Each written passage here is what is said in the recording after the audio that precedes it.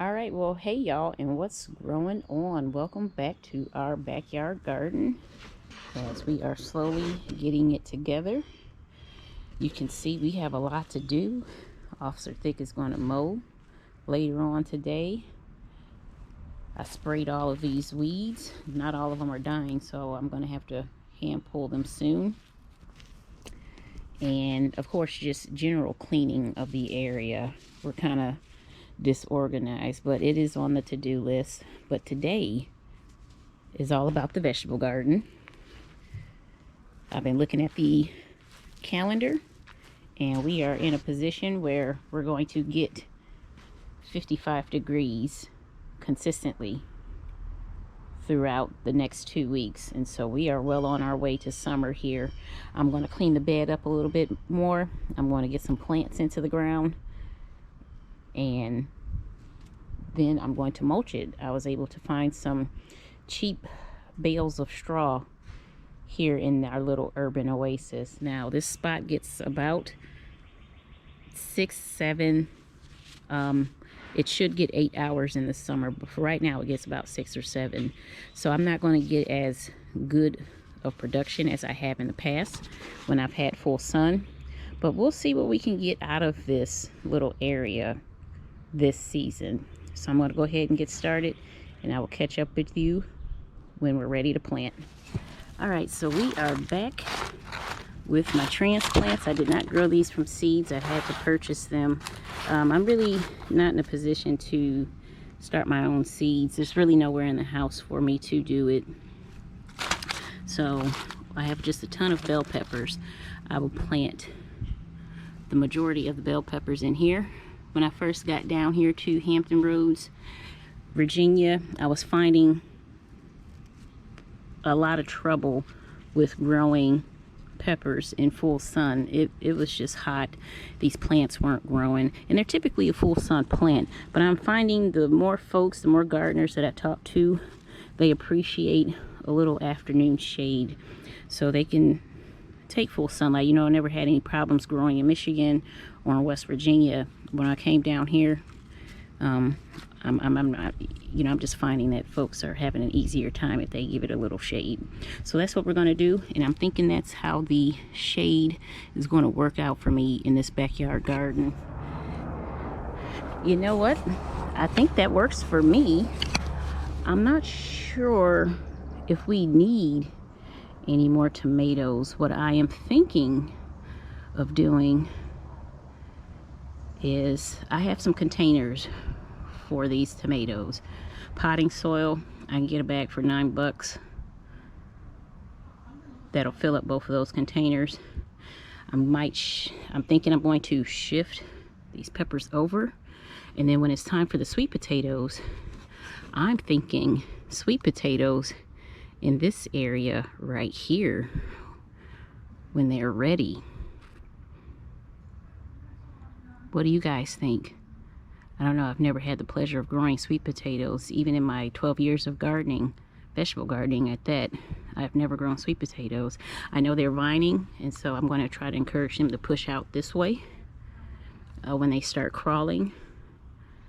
But I think that might work.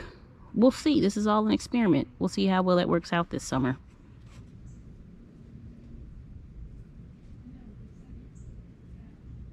Oh, all these earthworms, all these earthworms. Just look at that. Good soil. All kind of earthworms in here.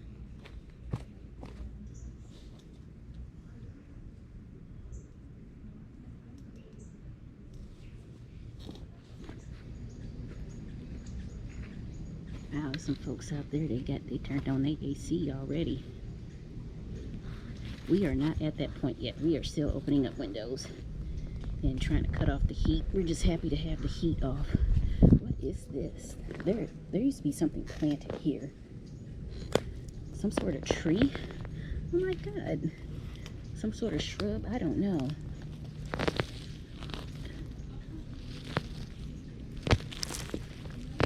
Whoa. Look at that. I don't know what that is. It probably goes to that tree over there.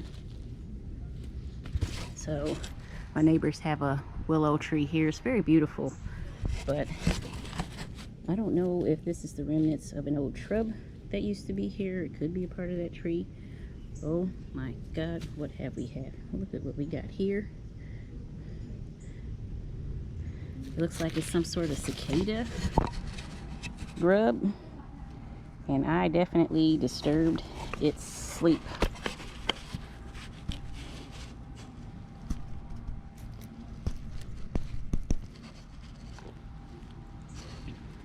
So it's an ugly looking thing,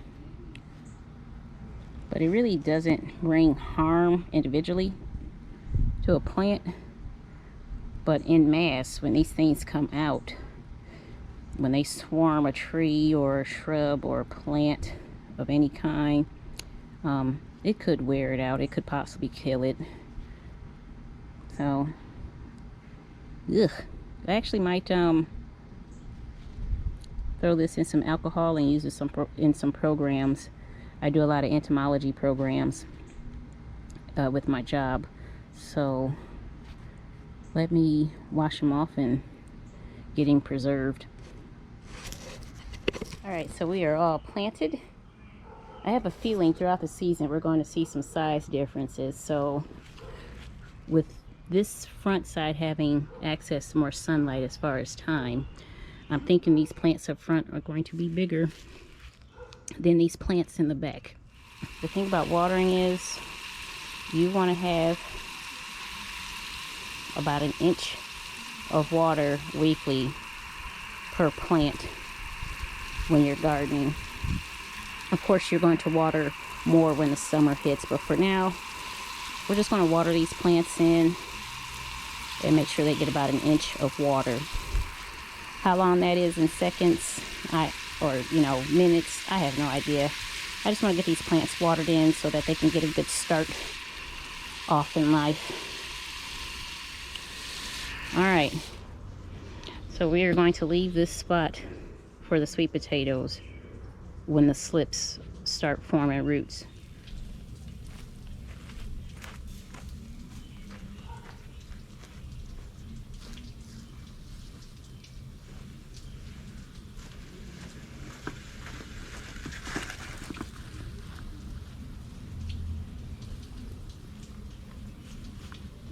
I guess I need something to cut it with, right?